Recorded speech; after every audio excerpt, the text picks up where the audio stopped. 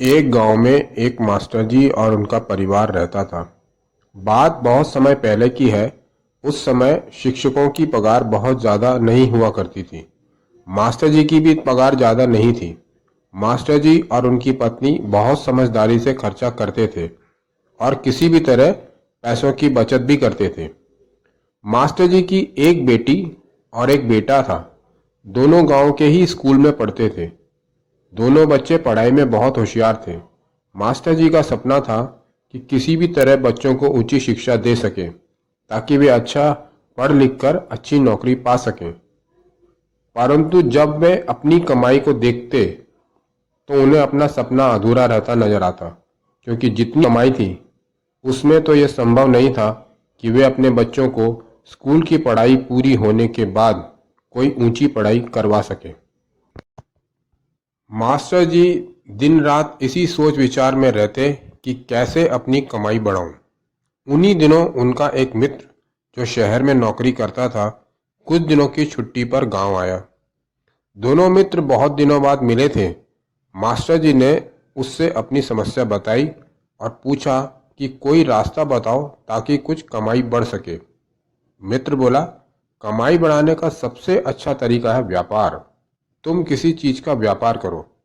व्यापार में बहुत कमाई है, नौकरी में कुछ नहीं रखा।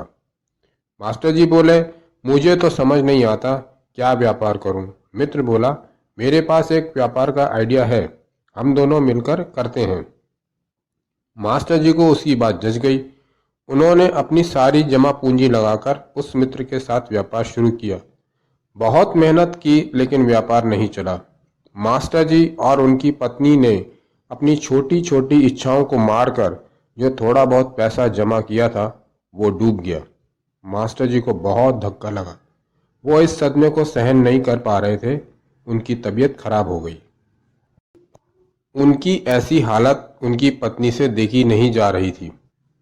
एक दिन उनके एक और मित्र जो स्वयं भी शिक्षक थे उनके घर आए। उन्होंने मास्टर जी को आचार्य चाणक्य की कहानी बताई कि आचार्य चाणक्य और चंद्रगुप्त ने मगध के राजा धननंद पर सीधा हमला किया और युद्ध में बुरी तरह हार गए। आचार्य को भी बहुत सदमा लगा।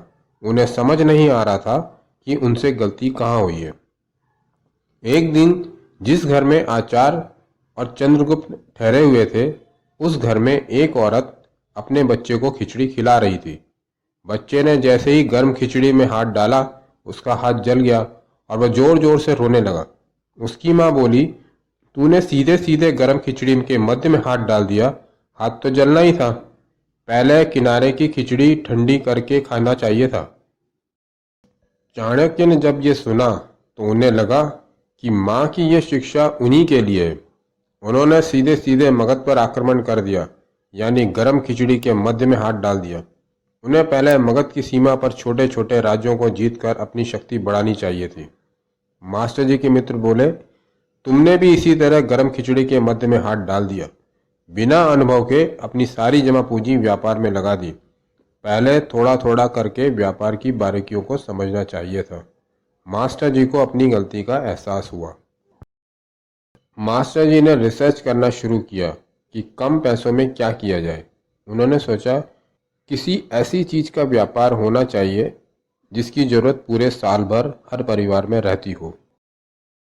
उन्होंने खाना बनाने में उपयुक्त होने वाले मसालों का व्यापार करने का निश्चय किया। उसके बारे में बाजार का सर्वे किया। उन्होंने ये समझा कि पिसे मसालों के क्षेत्र में कई बड़े ब्रांड की कंपनियां हैं। बड़े ब्रांड के सामने टिक पाना और अपना उत्पाद बाजार में चलाना इतना आसान नहीं है। उन्होंने विकल्प तलाशने शुरू किए। तभी उनके दिमाग में एक विचार आया कि अगर खाना साबुत यानी खड़े मसालों में बनाया जाता है तो उसका स्वाद पिसे मसालों की तुलना में ज़्यादा अच्छा होता है। जिस तरह गेहूं को चक्की में पीसा जाए तो गरम आटा बाहर आता है, उसी तरह मसालों को जब पीसा जाता है तो वे गर्म होते हैं और गर्म होने से उनके तत्व नष्ट हो जाते हैं और इसी कारण उनके स्वाद में फर्क पड़ता है। लेकिन खड़े मसाले खाना खाते वक्त मुंह में आते हैं, इसलिए बहुत से लोग उसे पसंद नहीं करते। इसका बीच का मार्ग यानी ना पिसा ना ही साबुत यानी कुटे मसालों का अगर व्यापार करें तो इस क्षेत्र में स्पर्धा नहीं के बराबर है। मास्टर जी और उनकी पत्नी ने मिलकर गांव में एक समूह बनाया और सबने मिलकर कुछ पैसे जमा कर कुटे मसालों का व्यापार शुरू किया। समूह से जुड़ी गांव की औरतों ने मसाला कूटकर पैकिंग करना शुरू किया और मास्टर जी और उन औरतों के पतियों ने मसालों की मार्केटिंग शुरू की। उन्होंने छोटे छोटे सैंपल लोगों को दिए। लोगों को उन मसालों का स्वाद अच्छा लगा। धीरे धीरे उनके समूह का व्यापार बढ़ना शुरू हो गया।